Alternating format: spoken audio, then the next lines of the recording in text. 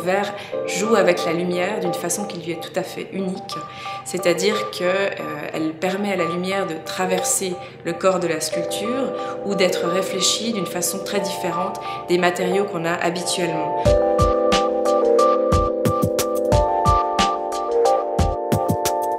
À la fois une présentation qu'on appelle présentation permanente et on a des expositions temporaires, en général une fois par année. On accueille une exposition extérieure qui présente le travail de designers ou d'artistes qui sont actifs dans le verre contemporain aujourd'hui.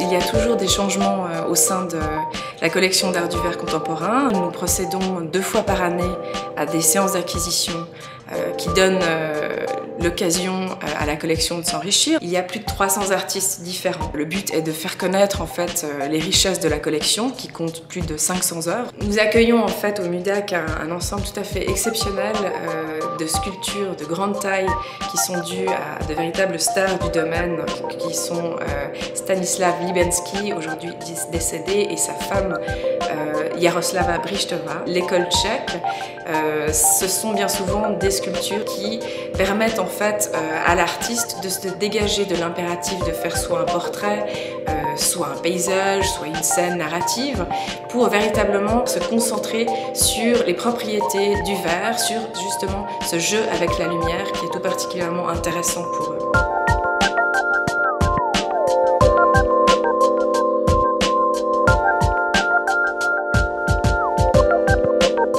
L'un est un artiste finlandais qui s'appelle Timo Sarpaneva et l'autre un artiste anglais, Colin Reed. Leur point commun est en fait d'associer la roche donc minérale, à un bloc de verre.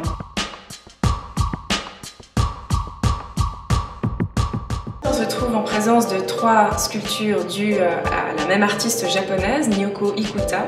Elles ont une particularité technique intéressante, à savoir qu'elles ont été constituées à partir de lamelles de verre industrielles, au moyen d'une colle à ultraviolet, une sculpture qui se trouve entre présence et absence, donc quelque chose d'extrêmement léger visuellement. La salle de la Fucina degli Angeli, le terme italien signifiant en français la forge des anges, c'est un nom donné par Jean Cocteau à un ensemble de 36 pièces créées entre 1959 et grosso modo 1970, signées par des artistes contemporains très renommés à l'époque, Pablo Picasso, Jean Cocteau, Max Ernst. Il s'agit en fait de l'initiative à l'époque d'un maître verrier du nom d'Egidio Costatini qui était persuadé qu'on pouvait, à l'aide du verre, réaliser des pièces véritablement artistiques. Il a contacté une mécène très connue qui habitait à l'époque Venise, Peggy Guggenheim, et il l'a convaincue en fait